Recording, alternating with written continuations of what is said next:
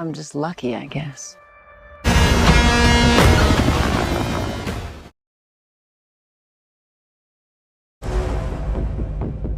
I read the wind wrong.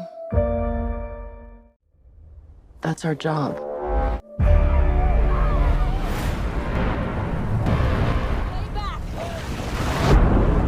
Wanna die for this kid?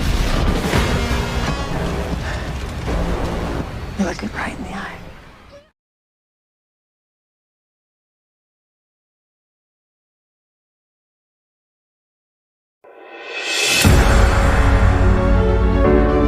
Diawali dengan sebuah kebakaran dahsyat di sebuah hutan Amerika, di mana terlihat para pemadam kebakaran sibuk menyelamatkan hutan yang terbakar dahsyat dan juga beberapa korban yang terjebak oleh kebakaran tersebut. Di sebuah pemukiman rumah mewah, tampak dua orang yang mengaku sebagai pemadam kebakaran akan memeriksa kerusakan pada pipa gas rumah tersebut.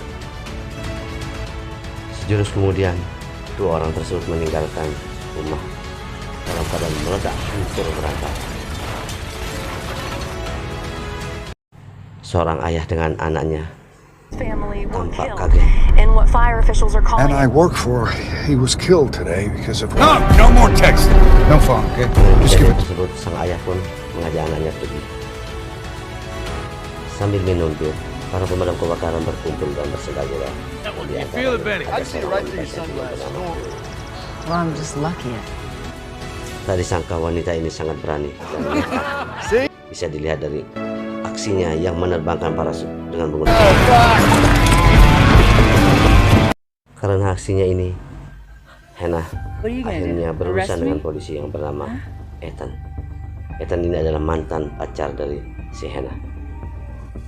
Kedua orang pelaku pengeboman rumah jaksa datang menyatroni rumah dari sang ayah dan anak, dan mereka mendapatkan rumah dalam keadaan kosong, dan mereka mendapatkan informasi bahwa ayah dan anak tersebut pergi ke sekolah pecinta alam. Sementara itu, Hannah sudah datang di menara pengawas, tempat tugasnya yang baru, dan dia masih merasakan mimpi-mimpi buruk tentang kecelakaan masa lalunya. Sang ayah tidak menyangka bahwa di perjalanan mereka dicegat oleh pembunuh bayaran yang membunuh rekannya.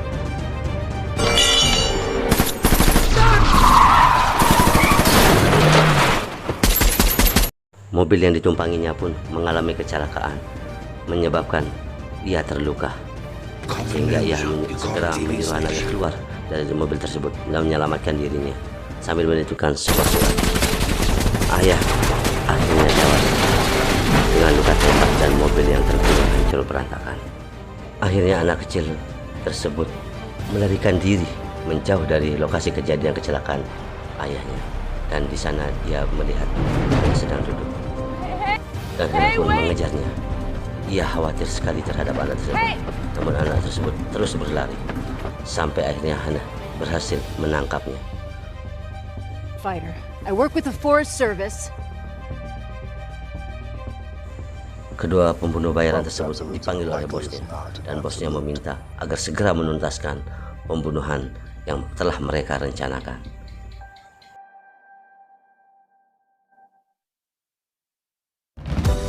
Karena mendapat tekanan dari bosnya, maka kedua pembunuh bayaran tersebut melakukan aksi nekat, yaitu akan membunuh siapapun yang pernah melihat mereka sebagai bentuk dan cara untuk menghilangkan jejak dan menghilangkan saksi, dan untuk mengalihkan perhatian para polisi di wilayah tersebut dan meneruskan rencana mereka melakukan aksi pembakaran hutan.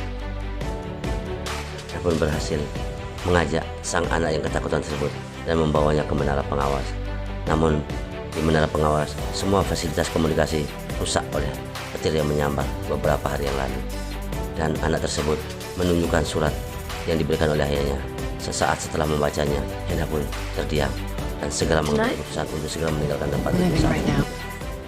Kedatangan kedua pembunuh di rumah Ethan disambut oleh istrinya, yaitu Ellison. Ellison tampak curiga menerima kedatangan kedua orang tersebut, dan benar bahwa keduanya memang berniat jahat. Ia memaksa Ellison untuk menghubungi suaminya agar suaminya segera pulang dan membawa anak korban dari pembunuhan. Ellison akhirnya berhasil kabur setelah menyerang salah seorang pembunuh. No, I'm not.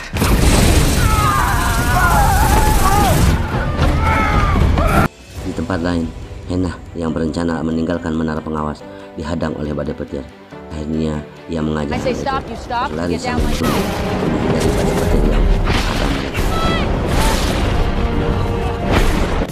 Sesaat setelah Ellison pergi meninggalkan rumahnya, maka datanglah suaminya dan ia menemukan kedua pembunuh tersebut. Terjadilah baku tembak pada saat itu. Drop to your knees. Sayang sekali, Ethan berhasil ditawan oleh kedua pembunuh tersebut. Dan kedua pembunuh tersebut berhasil memaksa Ethan untuk membantu mereka menunjukkan di mana tempat persembunyian anak lelaki yang kabur pada saat mereka menyergap ayahnya. Akhirnya mereka tiba di pinggir sungai dan mereka berhasil menemukan jejak kemana larinya anak tersebut. Setelah melewati badai petir, Hannah terpaksa kembali karena mereka berhadapan dengan kebakaran hutan yang sangat dahsyat yang memaksanya harus kembali ke menara pengawas. Di menara pengawas, Hannah kembali membersihkan luka-lukanya akibat terjatuh terkena badai petir, dan ia juga membersihkan luka di seluruh tubuhnya.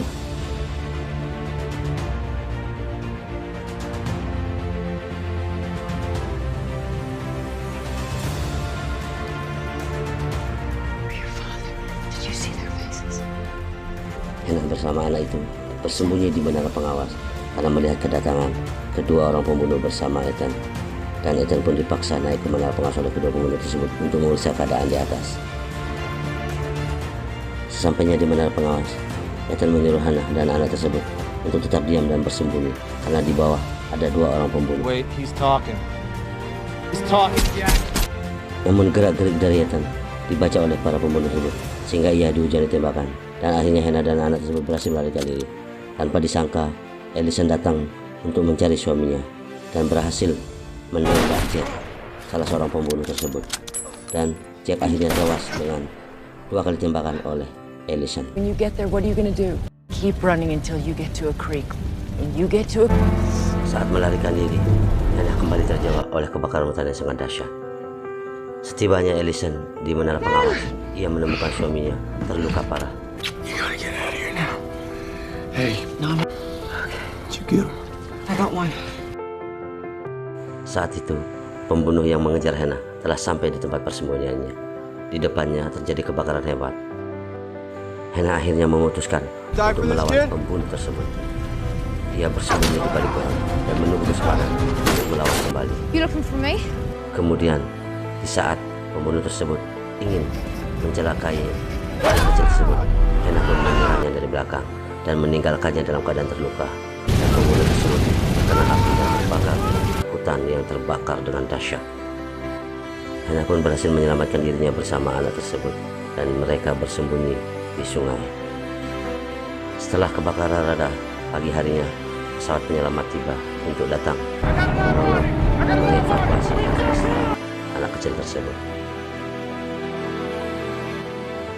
Setibanya di markas pemadam kebakaran, Hannah pun menghubungi wartawan dan jurnalis untuk membeberkan semua kejadian yang menimpa anak tersebut dan juga rahasia yang tersimpan di dalam kertas yang dititipkan ayah anak tersebut.